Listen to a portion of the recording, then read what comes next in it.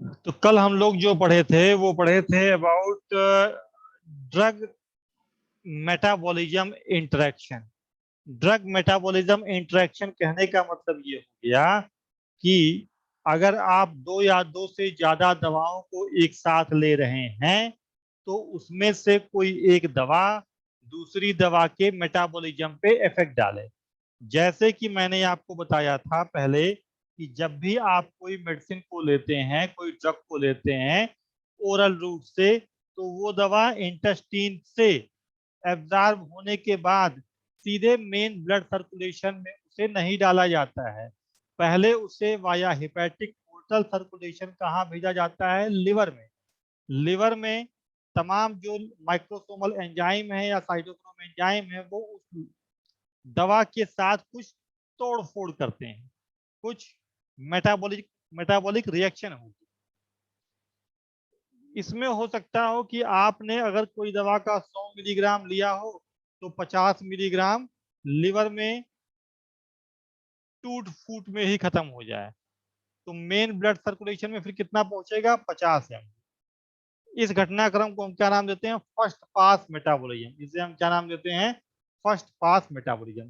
तो इससे क्या हुआ? इससे हुआ ये कि अगर 100 मिलीग्राम आप दवा खा रहे हैं तो आपके खून में मेन ब्लड सर्कुलेशन कितना पहुंच रहा है? 50 एम। सपोज दैट आपने एक दवा लिया वारफेरिन।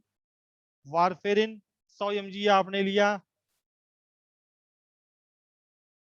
फर्स्ट पास मेटाबॉलिज्म में 50 एम डिग्रेड हो गया, तो कितना पहुंचा फाइनल? 50 एम। अब इसी वारफेरिन को अगर आप किसी दूसरी दवा सच एज फिनोबार्बिटल वगैरह के साथ लें तो क्या होगा?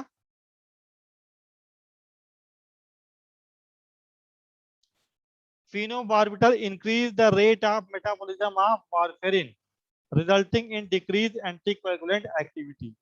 फिनोबार्बिटल क्या काम करेगा कि वारफेरिन के मेटाबॉलिज्म को बढ़ा देगा।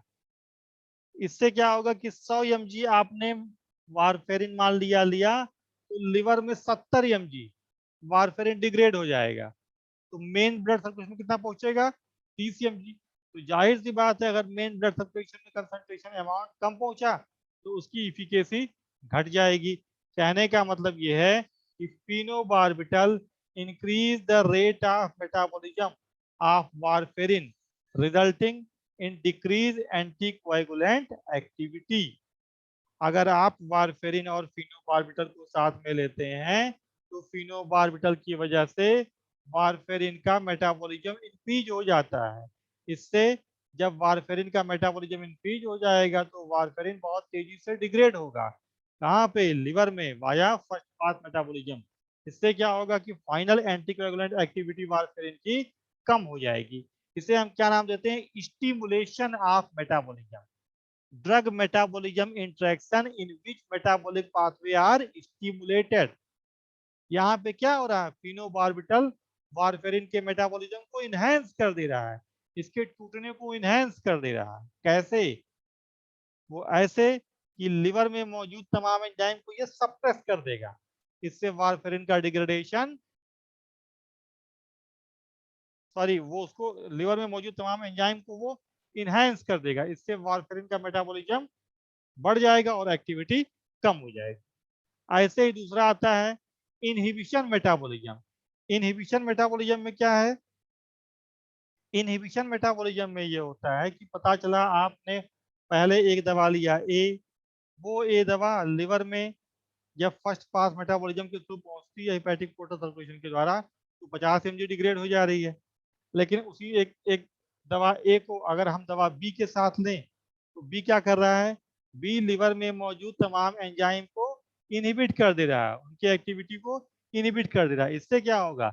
ए का लिवर में टूटना थोड़ा कम हो जाएगा। तो जब लिवर में ए का टूटना कम हो जाएगा तो उससे क्या होगा कि जो ए की इफिकेसी होगी वो काफी हद तक बढ़ जाएगी। पता चला पहले 100 एम ले रहे थे तो 50 एम लिवर में टूट जा रहा था, अब लिवर के एंजाइम को सप्रेस कर दिया गया दूसरी दवा के द्वारा।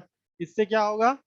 इस 50 एम की बजाय अब केवल 30 एम टूटेगी दवा, बचेगी कितनी?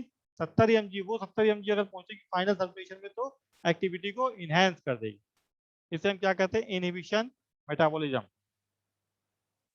इसमें क्या है, सच एज अगर आप एल्कोहल और डाइसल्फायरम इन दोनों को एक साथ लेते हैं तो क्या होता है कि disulfiram inhibit the activity of alcohol dehydrogenase. जब भी आप एल्कोहल लेते हैं तो लिवर में मौजूद एंजाइम एल्कोहल डिहाइड्रोजिनेज उसको कन्वर्ट कराता है एस्टल्डिहाइड में। ठीक है, फिर एस्टल्डिहाइड का फिर फर्दर ऑक्सीडेशन होता है, उस एस्टल्डिहाइड का फिर आपका फर्दर ऑक्सीडेशन होता है वाया जो अल्कोहल डिहाइड्रोजिनेज एंजाइम होता है। वो अल्कोहल डिहाइड्रोजिनेज एंजाइम पहले अल्कोहल को कन्वर्ट कराता है एस्टल्डिहाइड में, फिर उस एस्टल्डिहाइड का फिर फर्दर ऑक्सीडेशन होता है।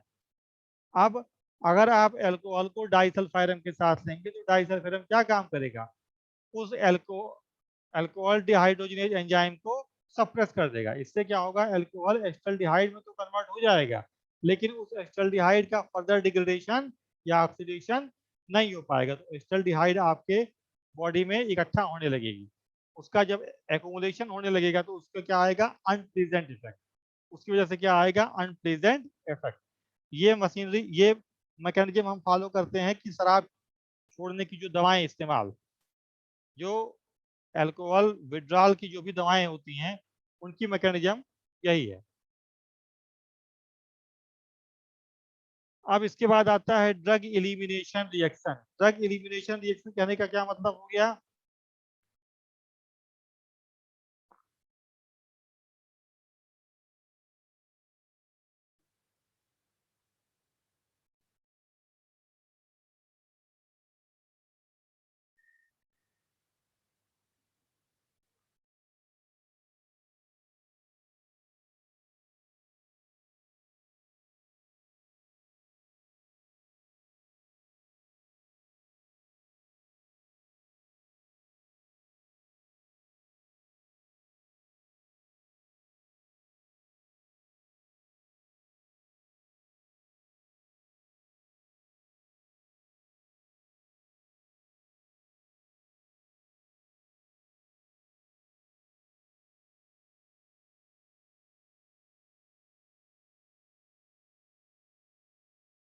ड्रग एलिमिनेशन रिएक्शन में ये होता है कि जब भी आप कोई दवा लेंगे तो दवा आपके गैस्ट्रो इंटेस्टाइनल ट्रैक्ट में जाएगी।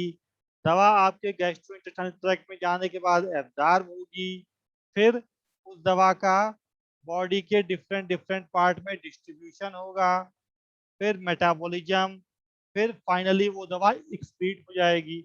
कुछ ऐसी मेडिसिन होती हैं जो अनचेंज एक्टिव फॉर्म में ही एक्सक्रीट हो जाती हैं, कुछ ऐसी मेडिसिन होती हैं जो अपना काम करने के बाद उन्हें किसी और फॉर्म में कन्वर्ट कर दिया जाता है और वो अल्टर्ड फॉर्म बॉडी से एलिमिनेट होती है। ठीक है,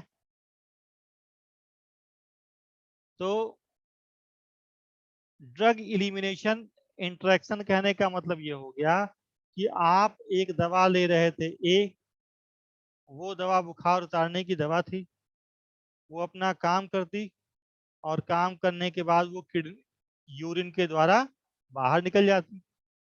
अब आपने उस दवा ए के साथ एक दूसरी मेडिसिन लिया बी, तो बी ने क्या किया, बी ने ड्रग ए के निकलने के रेट को स्लो कर दिया।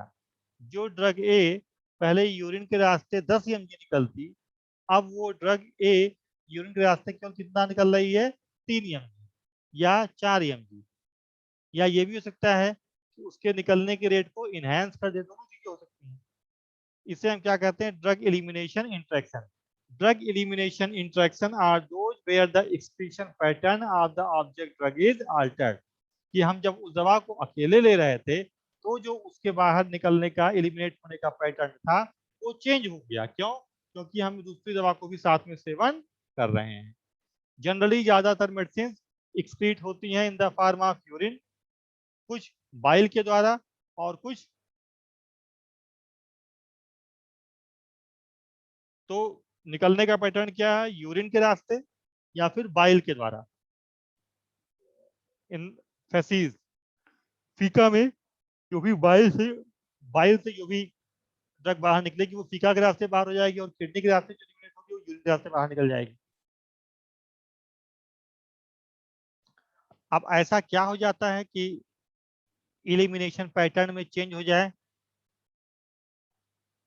कभी कभी ऐसा होता है कि रीनल ब्लड फ्लो में चेंज हो जाए, या किडनी में जो एक्टिव ट्रांसपोर्ट है उसमें चेंज हो जाए, या पीएच में चेंज हो जाए। तो इन सारे की सारे वजह से ड्रग एलिमिनेशन में चेंज होता है। For example, probenecid reduce the renal clearance of anionic drugs such as methotrexate and penicillin। अच्छा, होगा क्या? अगर दवा प्रॉपरली इलिमिनेट नहीं होगी तो लंबे समय तक वह दवा आपके शरीर में इकट्ठी होती जाएगी।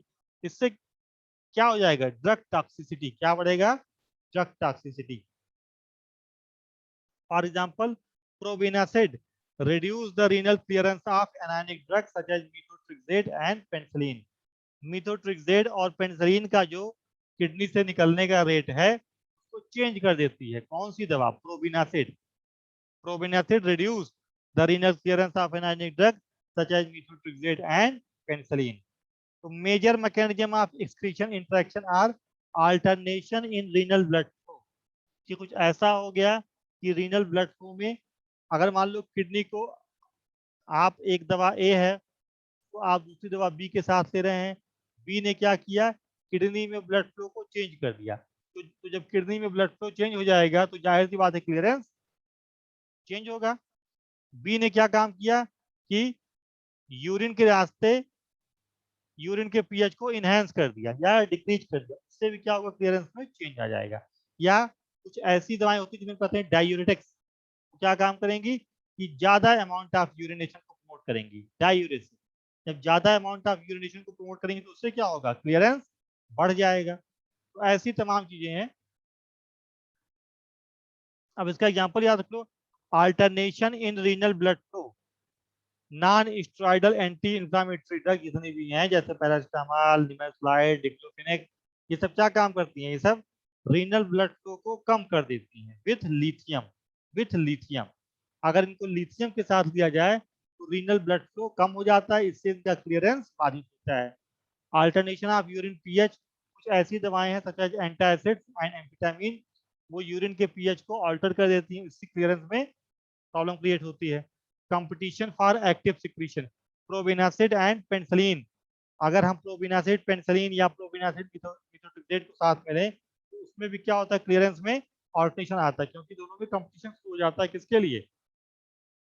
इलिमिनेशन के लिए। तो ये आपका पूरा का पूरा टॉपिक है अबाउट फार्माकोकाइनेटिक ड्रग इंटरेक्शन।